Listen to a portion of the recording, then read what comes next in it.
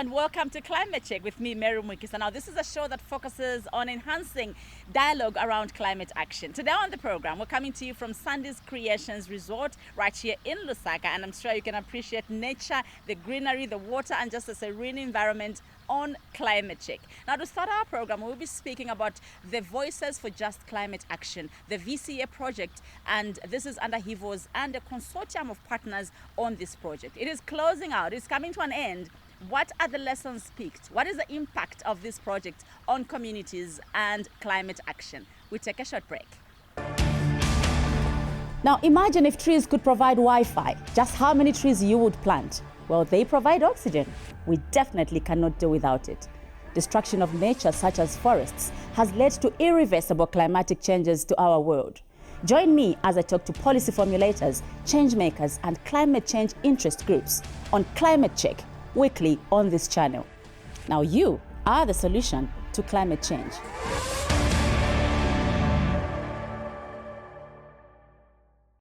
Welcome back to Climate Check. Now, to start the program, we speak to various partners and implementers on the VCA project that gathered at Sandy's Creations to just look back, to self-evaluate the impact of their work in Zambia in various communities where HIVOS has been present. Here are their voices.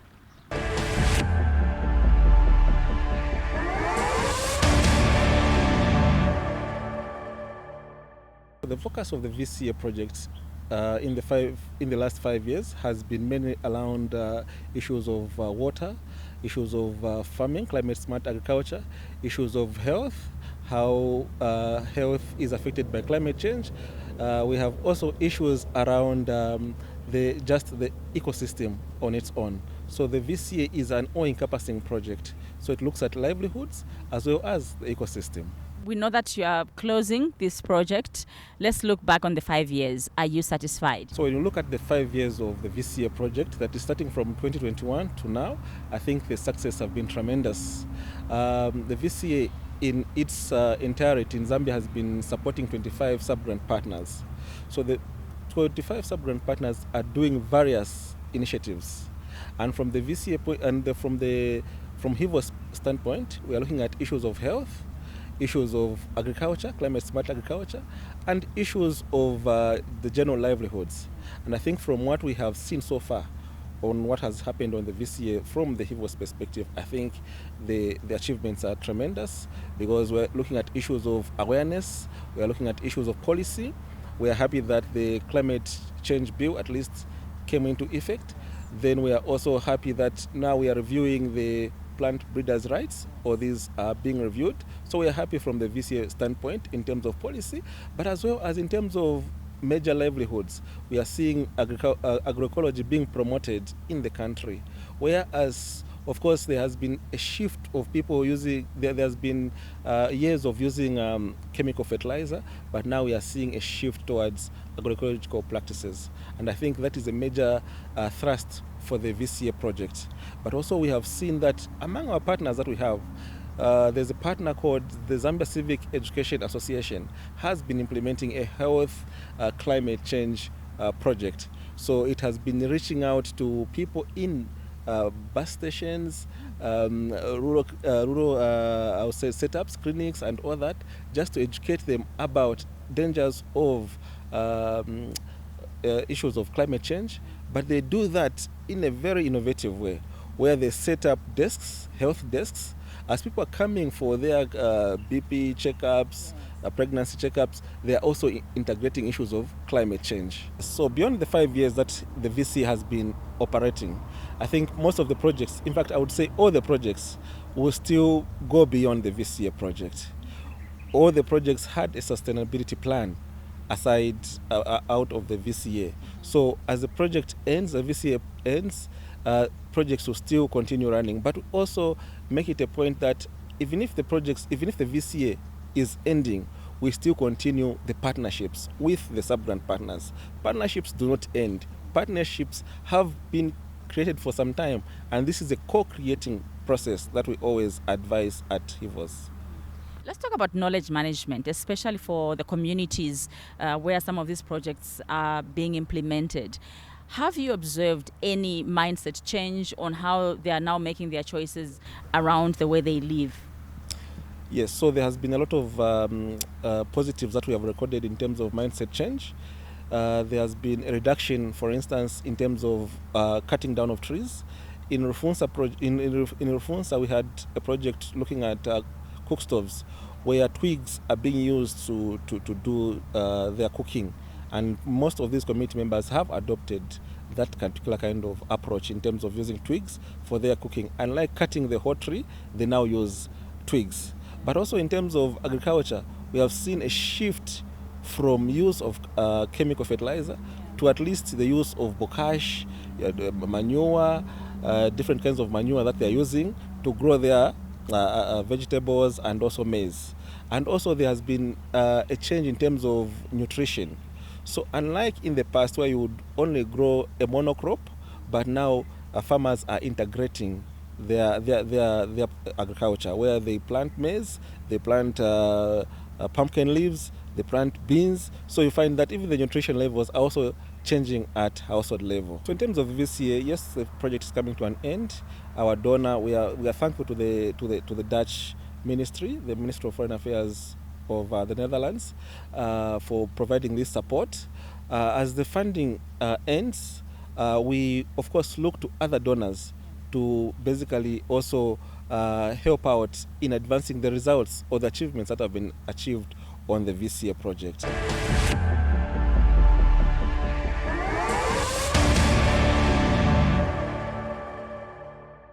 The partnership with HIVOS, they're actually our funders.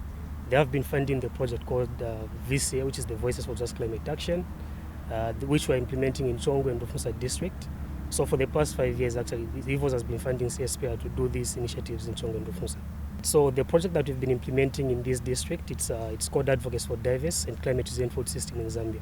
So basically, the aim of the project is just basically building the community voices around issues to do with climate change, and also amplifying their actions with regards to holding their leaders accountable where climate change is concerned. So we've done quite a number of engagements. Some of them were meetings, and of course some of them were capacity building trainings with regards to do with agroecology, and also initiatives to do with building their voices with regards to holding leaders accountable. And when I talk of that, what I mean is issues to do with advocacy and also social accountability. There's been adoption of agroecology practices such as the use of bokashi, and also the use of minimum tillage, different use of organic manure. And this has actually been accepted very well from the community members, especially with regards to issues with adoption practices, and also issues to do with accumulation of knowledge where the use of these initiatives is concerned. But also apart from that, what we've done is just being able to build the capacity of the community members, and also our lead farmers in these areas to be able to identify their own community needs and demands with issues to do with advocacy, and also be able to hold duty bearers and leaders in the communities accountable for some of these climate actions. We've noticed community members have been able to engage with duty bearers at the local level, and also just contribute to the development of the district with regards to coming up of the district implementation plans, and also just being on board and engaging different stakeholders where climate action is concerned, and also being able to share the same knowledge which they have actually gained on the project with other community members who are not part of the project. Yeah, so the impact has actually been there.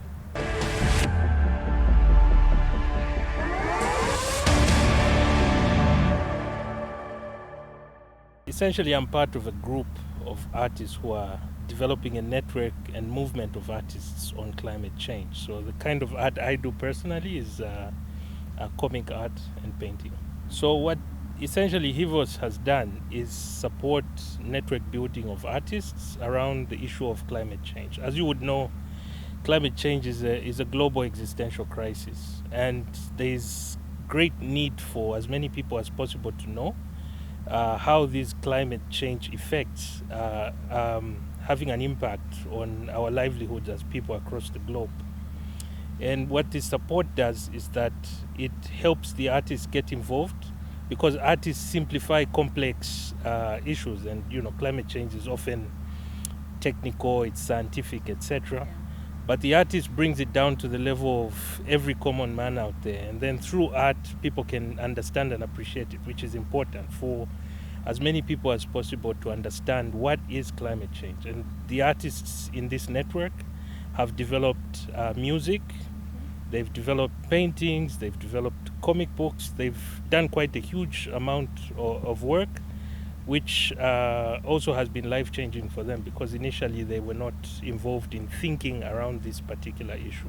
Art appeals to everybody, because you can look at a painting from anywhere in the world, and it doesn't matter what language you speak, it has an impact and effect on you.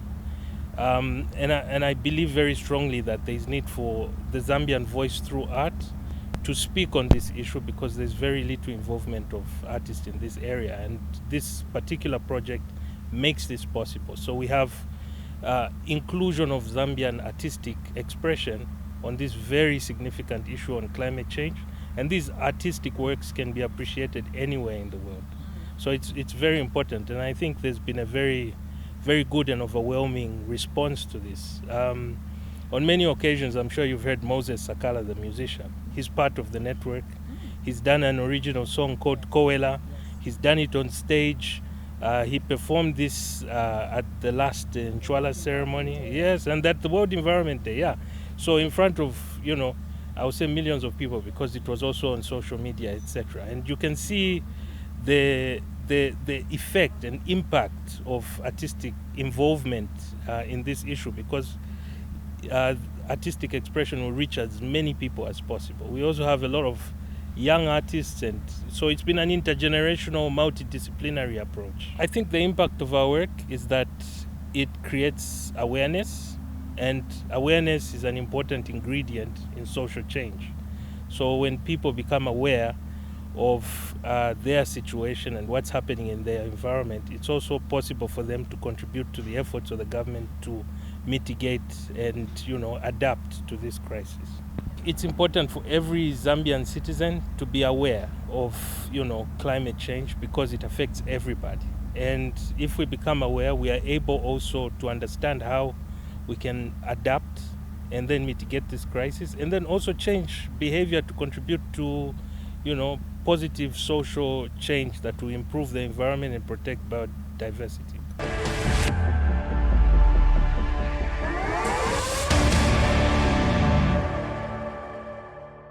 The next level grant facility is a catalytic community-led funding initiative, which was funded by the Dutch Ministry of Foreign Affairs, and its initiative called the Powers of Voices.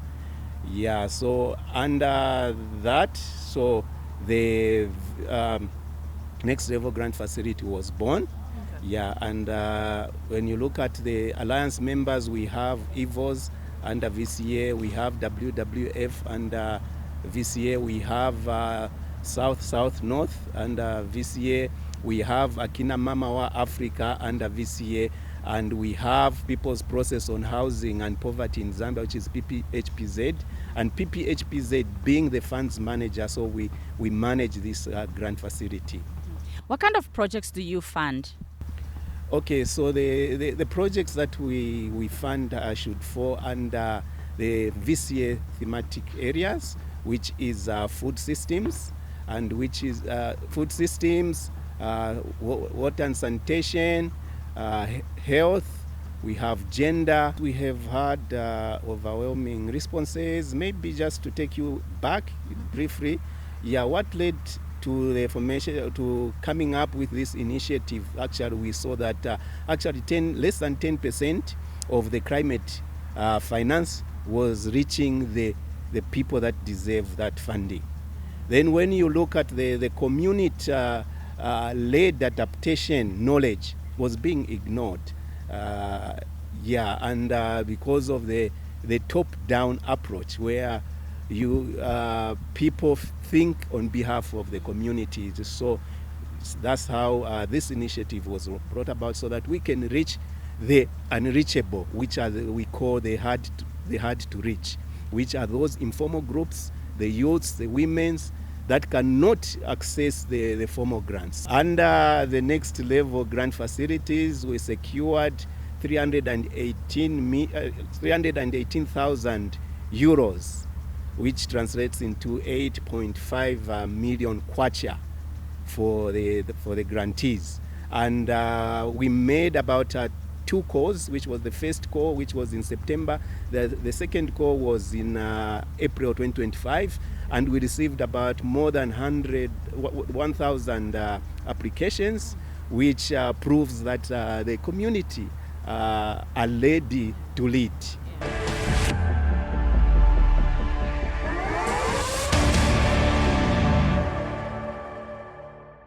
Welcome back to Climate Check. Now, earlier in the week, we had an opportunity to take a drive out of Lusaka and headed to Chisamba, where we paid a courtesy call on Chief Chamuka of Chisamba District, and he spoke to me about some of the works he is doing in his chiefdom around climate action, forest restoration, as well as climate-smart agriculture. Here are his views.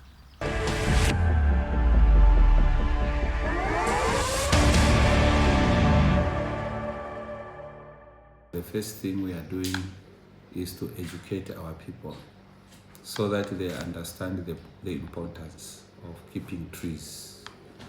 Trees are very, very important in the sense that they help in the formation of rainfall, and they are good to keep because the biomass coming from the trees, mostly from the nitrogenous trees, they also add some percentage of fertilizer in the soil.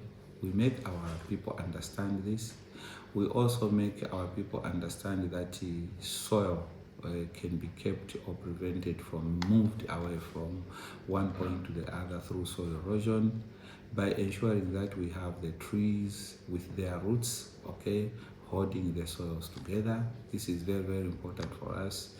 We also teach our farmers to engage in agroforestry practices such as the alley cropping or hedgerow intercropping, where our farmers are encouraged to subdivide their farmland, and then you plant the trees in arrays, then you utilize the interspaces by planting annual crops there.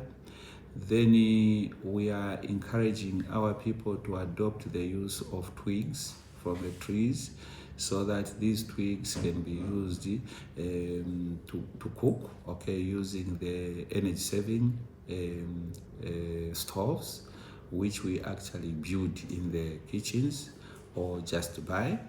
This is very, very important. Then apart from that, we are also encouraging our people to invest in biogas. Like a very good example, if you have time, one time you visit Chipembi Girls. Chipembi Girls Secondary School is providing biogas as energy for cooking at their boarding facility. So children feed on food which is actually prepared by using the biogas, just using the manure and simple technology there. Then they can provide the energy to do the cooking. And then apart from that, we are working closely with government, Ministry of Environment and Green Economy, to ensure that we encourage our people to select various portions of land in their villages or communities so that these can become gazetted as a community management forest. And then the use, the use is also stated how to access the products of the same. And then we are encouraging our people to also participate in the carbon credits. We believe that when the trees are kept, then the trees will help to clean the environment.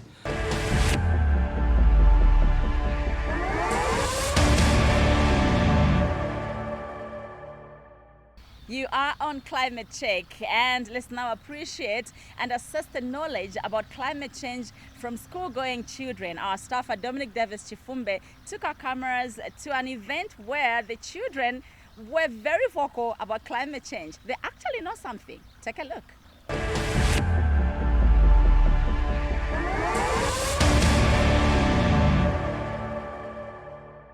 Climate change has affected not just me, but the whole country in many adverse ways. You know, we've been experiencing load shedding for the longest. I think it's been 3 years now up and running. Yes, and it's really disturbed a lot of businesses in our community, not just even in Zambia, but the world at large. You know, glaciers are melting, that's causing floods, and you know, droughts, famine. There are a lot of adverse effects. Okay, as a pupil, climate change has brought about floods and droughts that we faced as a country, because there have been periods of times when we faced floods, which it caused diseases such as cholera, and that led to us closing schools, of which that affected my time that I'm supposed to be spending in school, making me have to stay longer at home instead of learning. Due to the health problems that are caused by climate change, which is shock and also spread of diseases so easily. So due to that, our right to health, it has been affected, and children are not going to school. Climate change has affected us in many ways. It has caused droughts, famine, floods in every part of the world. Every part of the world is facing climate change nowadays. Global warming, it's brought so many problems to us. Many ways that we can help reduce climate change is by reforestation, planting more trees and reducing on our emissions of fossil fuels into the atmosphere that are depleting our ozone layer, by educating people about the ways on how we can reduce climate change. What I know about climate change is that climate change is the change in the atmosphere, the weather patterns changes for a long time, and climate change has affected us in many ways, such that it's bringing diseases. The weather is becoming so hot, and we have experienced things like droughts. Yeah, and what I was thinking about the people of Zambia, what we have to do about climate change, we also have to change our minds, to have a mind of preserving the nature that we have, so that the generation that can come can also find a conducive environment to live in. All I know is that it's a change in the weather pattern for a long period of time. And the fact that it happens sometimes due to human causes, sometimes due to nature. It's natural, like it happens naturally, and it has affected a lot of people. For like what has happened so far, we know we were experiencing a drought, and there was hunger all over. And so far, we are trying to catch up with the weather pattern, how it is. Climate change has really affected us. Mostly in Lofunsa district, they depend on farming. So due to droughts caused by climate change, a lot of people are suffering there, and there's rate of poverty level increasing. Yes, and one of the ways which we can end climate change is by practicing afforestation and using clean transports like walking cycles. Avoid those vehicles for petrol and diesel, because the fossil fuels which are being burned, they also destroy the ozone layer, which cause climate change as well.